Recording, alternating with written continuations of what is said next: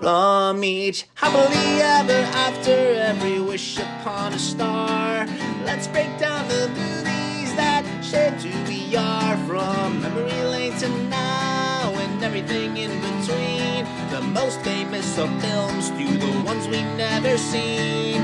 Decade by decade, all the times we laughed and cried. And with a little pixie dust, they will all take flight.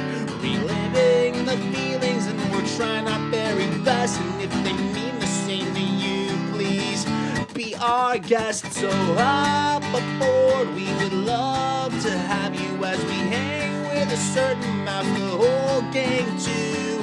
If you love nostalgia stuff, we hope this does the trick. Thanks for joining us as we deep dive the magic. Hi, and welcome back to the Deep Diving the Magic podcast. I'm KJ. And I am Jeffrey, and we have made it to the year 1979. That's right, 42 years of watching these films. 42 years we've watched of Disney Magic. But the first film of the year 1979 is Deep Dive number 138, Disney Feature Length film number 138, from the date of February the 9th, 1979. It is a film called The North Avenue Irregulars. That's right, The North Avenue Irregulars. North Avenue Irregulars is loosely based on Reverend Albert Fay Hill's memoirs of fighting the mob in New Rochelle, New York in the 1960s. We also have the return of Barbara Harris from Freaky Friday, Cloris Leachman from Charlie and the Angel, Karen Valentin from Hot Lead and Cold Pete, which we just watched last week, Susan Clark from the Apple Dumpling Gang, and the Apple Dumpling Gang that we're going to watch after this too. But either way, so the first film of the year 1979 is the North Avenue Irregulars, a movie that I had never heard of, I think, before this deep dive. But we will find out if it was something that we were excited to hear about as we get there. But would you like to start us off with a synopsis about the first film of the year 1979? A new preacher in town joins forces with an unlikely group of crime fighters. 6 dedicated church ladies who are ready, but not necessarily equipped to help. And chaos ensues. Very much so. In the best way possible. Thoughts, Dax? Irregulars? I thought it was cool that Edward Herman, who plays the father to Lorelai and the grandfather of Rory on Gilmore Girls, was the main character. That's right. And I don't recall ever seeing anything with him in it when he was that young. And the skipper Oh, yeah. from Gilligan's Island was in this, along with he that. Looked very different as well. He was older because this is after Gilligan's Island, and also Cloris Leachman from Girl Meets World. I don't know. I just feel like maybe it's because he was with the guy that was on Gilmore Girls. I just felt like the skipper was a lot shorter, but the other guy is a lot taller. Gilligan was taller than him.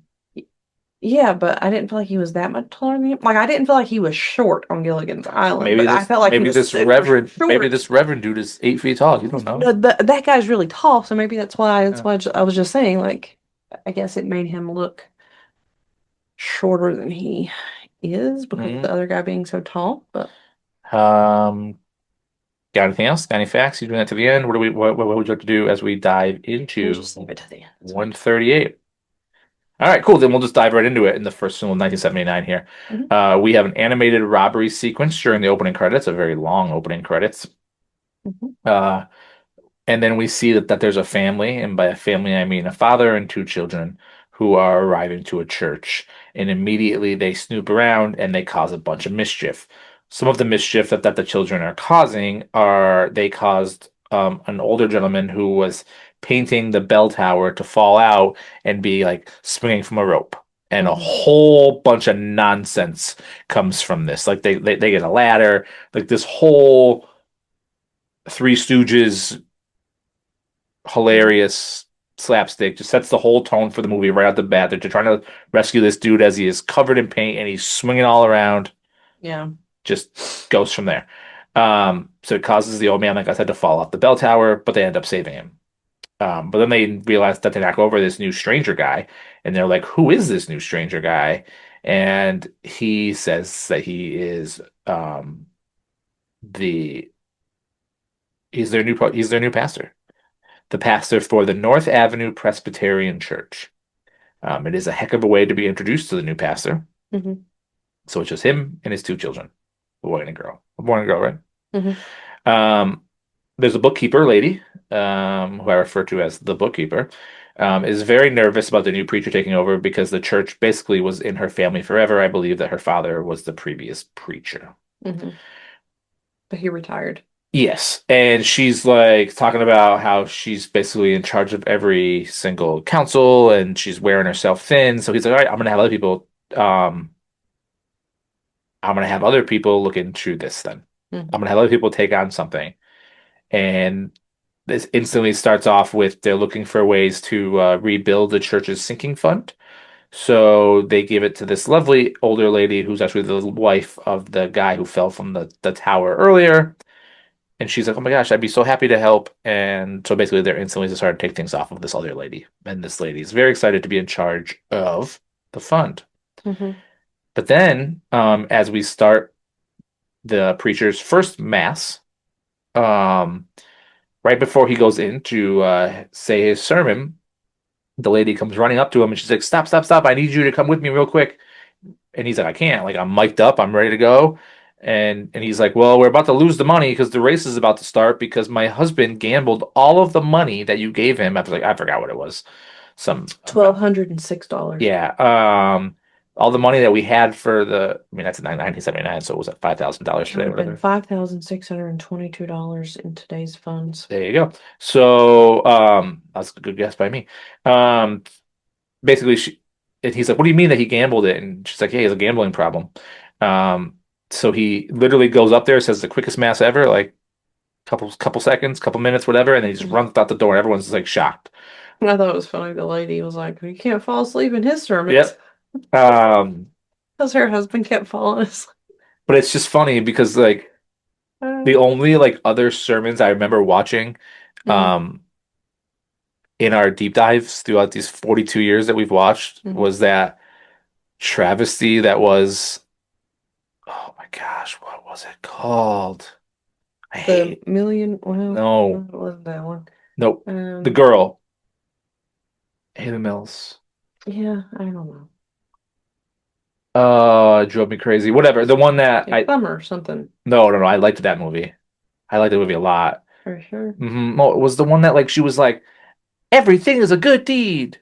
Yeah, that's the one I'm thinking No, of. it's Is that the one not. what it's called? No. Oh, I don't know. Oh, Pollyanna? Pollyanna. Ugh. I have nightmares about it again. But remember they would like go to the mass and the dude would just like yell at him and he would like get all sweaty and like red in the face and then we have this dude who like, does like a 10-second sermon. He's like, I gotta go. Whatever. Pollyanna was a trip. But speaking of a trip, they take off on his motorcycle with the older lady in the back to go try to stop the bookie. So they get to this place, and this bookie is located in the back of a cleaners, Hmm. like a dry cleaners. So they're like, "Oh, he's back there." So they go back there, but then the guy who owns the cleaners is like, "Can't you read the sign? You gotta take your pants off because part of the deal for the bookie to be there is that everybody that goes in there has to get their pants pressed before they go in the door." So he Okay. makes his money. So basically, this dude's just in his underwear, and he walks in his underwear. This preacher in his underwear, and everybody's just in there watching the horses, also in their underwear, which I thought was a funny scene. It Um, was something. they meet Harry the Hat, who is the skipper from Gilligan's Island. Harry the Mhm. Hat is the bookie, and he's like, "Well, just let it ride, let it ride. You might make your money." But their horse loses, and the preacher demands his money back, but he ends up getting locked out and get kicked out of the place with no pants on. So he has to go back to the church with again no pants on. So everyone's like, "This our new preacher is wild." Um, um, but he coming up here. We have a visitor coming. Oh, he just wants to sniff. Okay. Um, so he goes back there. He's like, all right, I'm gonna go get the police. So he goes to get the police involved. but the when he goes to get the police involved, the thing is gone. Like the whole entire yeah, we have a monster knocking things over here. So like the entire like bookie organized crime thing is gone. He yeah, Winston just wants to be front and center on the camera. Winston is famous. So speaking of being famous, the entire bookie agency is gone. Like they moved it all, they hid it all from the thing. And you're gonna talk for a second while I get this cat out of the way of the camera. So go ahead. Talk about the police and the bookie agency and stuff. So we have police and we have the bookie, and they did you talk about how the police people kind of snuck in and they seemed like the bookie? No, that's later. Oh, because I was very distracted by it. Yeah, that's later. Basically, like they go back to the thing. Whatever, your cat's gonna be in the way. So they go back. Not true. They go back to the to where they made the bet, but like the whole entire thing is gone. Mhm. And the guy gives him his pants back. That was a funny scene.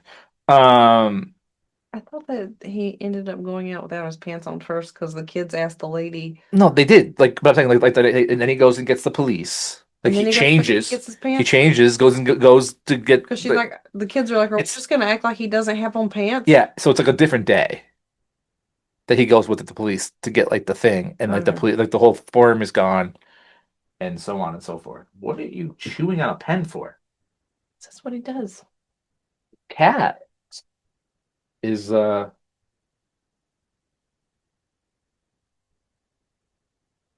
in the way. Yep. So oh, I moved the pen. You get out of the way. Cool. All right. So sorry, I'm talking to my cat here with the. We told you in the beginning that we'd have animals. But whatever. So then they, In the beginning. for all those that are watching for the first time, that never happens. So basically, they must have like a local broadcast that like um the people from the church do like a prayer on. But Mhm. during this broadcast, the Reverend decides that he's going to go on a rant against crime and gambling in the town and about how he thinks that the cops are in on it. He goes on this whole entire rant, like totally out of line, and everybody watching it in awe. Everyone's like, "Are you kidding me?" Um, so then the criminals also see this and they vow to keep him in line. Mhm. Um, the people are very upset, and the Reverend continues to get receive threats, including the executives from the religion that are just not happy with him. So he is ordered to go out and do some work, and he's ordered to go out and grow the church population. And while he tries to go out and grow the church population, a bunch of comedy and hijinks ensues, Mhm. including that he meets this band. He meets this band called the Strawberry Shortcake, and he hires them. They're a bunch of like it's like a garage band of children, and he hires them to Teenagers. yeah. Um, he hires them to hype up the choir and draw in younger people. People of the church are completely shocked at this move, including the bookkeeper, who quits the choir and walks out. So there we are. It then cuts to two. This is the part that you're talking about. So you want to talk about the where like they break in and you think it's the bad guys? They turn the lights off, they break in, you think it's the bad guys, but it's not. Yeah. Thanks for your input there. You're almost Well, as, you're almost as distracting as your cat. you told them exactly So what you wanted to say. it's because you mentioned it earlier. So it cuts to basically two men from the government like sneak in, and everyone's like, "Is this the bookies coming after us?" But no, it's um I mean, think about it. Why would they turn the lights off? yeah, it was weird. So they are government agency men who are coming and they want to help the Reverend in catching the crime ring. Mhm. Uh, so basically, he convinces this Reverend that if they can get on camera or get on tape recording or anything, people of the church making bets, they'll be able to catch these Mhm. crime rings. So they tell the preacher to find people from the church to go, like I said, make bets for the government to watch.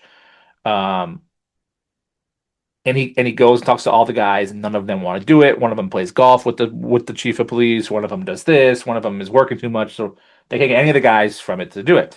So then he decides that he's going to get the ladies, like the ladies that will do anything for the church, the ones that have been Hmm. through all of this nonsense so far. He first goes to the secretary lady. But she's not having it. Yeah, but then he goes to the lady like the Cloris lady, and she thinks that he's coming on to her, and she's all excited. Um, she's like she goes home, she gets ready because like they're gonna meet. The way They're he gonna worded oh it, yeah, I mean, it sounds like he's inviting her out on a date. that's clearly what they were going for. And then like she shows up to like sneak into the church, and then she shows up, and all the ladies are sitting there like waiting to be recruited in a very funny scene, and she's like, oh, this is a meeting. This is not a rendezvous. Um, so she's shocked when she shows up. All the other ladies are there, so he has to explain. And the government men, there's two government men. They all have wonderful suits on. They come to explain their plan to catch the racket. And the government men are like, "This is not going to work," but the ladies are on board. They're like, "Let's do it." Our brothers have been caught in this gambling, or our husbands have been caught in this gambling. Like, let's just do it. Yeah. So the ladies are on board. So some hijinks occurs when they are trying to do their bets. So they're trying to do their bets. One lady's this woman's fiance and his mother show up while the lady's trying to take a bet, and she was like, and they're like, "What are you doing here? Who are you with?" And it turns into like this whole entire thing. Um, oh, that was funny because that becomes a reoccurring thing later. There's another lady who just gets very nervous, gives away her cover. Another one who hits the wrong button on her tape recorder, causing them to have to sing to cover it. They're just not finding any success. Well, they obviously weren't meant for this job. Exactly. So they decide that instead they're going to follow the criminals.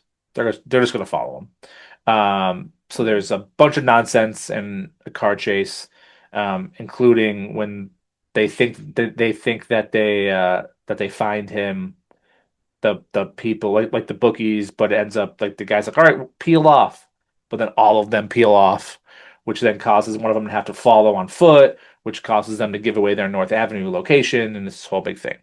So then like the lady whose father was the preacher previous comes in, and she's like, "Are you a minister or are you Batman?" Which I thought was a pretty funny line. And she resigns. She resigns right there. She's like, "I'm done with this. You've ruined my father's church. I'm out." Um, but then that evening, in a very sad scene, the church explodes and is set ablaze because they firebombed the church because it's like, they are tightening their leash on the crime syndicate. So the crime syndicate is tightening their leash on them. So they light the church on fire. Hmm. Um, so it's clearly set by the criminals in retaliation. And then, so then the emotional secretary, the preacher's like apologizing to her, and she's like, "Nope, now I want to join the fight. Like now I'm in." Yeah. So then it cuts to them continuing their pursuits to catch the organized criminals. Um, but then they also find out that the council has voted to dissolve and not rebuild the church, and the reverend has lost his pulpit and has officially been fired due to all this stuff going on. And then it does like a weird cut. Like I don't know if were those people there to like help dissolve the church. So there's there's like this whole entire emotional scene about how like this dude's losing his job, this is on fire, we're gonna catch these people. The government people? But like Is that what you're talking about? no, because then it Oh. cuts to another preacher has come to talk to the reverend about how they're moving it. So like somebody from like the religion comes, and then the secretary lady has to go to the airport to pick up these two older people who are also from the church. Yeah, because I think another neighborhood church is actually going to end up picking up and serving their church. Like it sounds like they were combining the church. Okay. Well, that's what I gathered. All right. So So like if you had, I don't know, yeah, like I guess two that makes pounds sense. and No, then that makes sense. that's what their plan was. So the lady What I has to figured. go to the airport and pick up these two church people, and then the leader from the religion is also talking to the reverend after this. Mhm. Um, But then, as the secretary is driving with the two church people in there, she recognizes the criminals, and she Mhm. signals over to the former reverend, who again is entertaining a higher up, Mhm. about the pursuit and continuing. And he's all like stressed about how this guy's like there talking to him, and they're like, "Well, we're doing this. Like I don't care. We're like we are finishing what we started." So then um everybody's involved. It's like all hands on deck. The lady again runs off on her confused fiance. One of the ladies was getting her hair done, and she can't see while she's driving or whatever because she's getting her hair done. One of the ladies is on her way to a pet show. Um, and she has a box full of animals, which is actually the first Disney animal in the film. I thought this was going to be the first Disney film to not have an animal in it, but nope, because there's like snakes in there and a dog and stuff. Hard time. Um, just a bunch of animals get loose. Basically, it causes this whole traffic jam. There's a whole pursuit. Mhm. But then they end up following this van full of like them transporting the money to this like they find their secluded compound where all the money's being handled, and the entire party arrives. Like all the ladies Mhm. and the preacher is on his way on his motorcycle. Um, and then what happens? Because this is a Disney film with a bunch of hijinks. Well, they turn everything into like a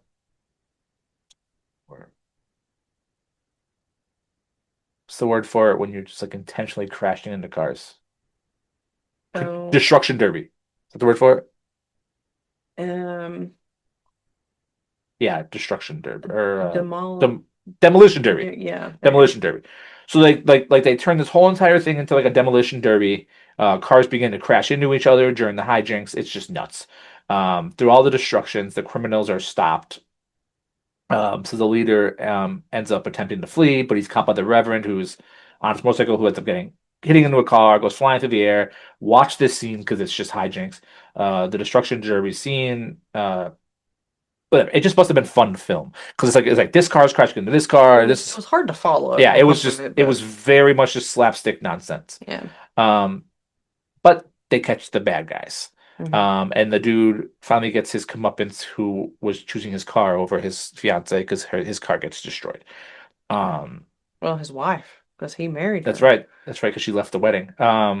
in the in the just married, Yeah. driving the tin cans and everything. But through all the destruction, they catch the people.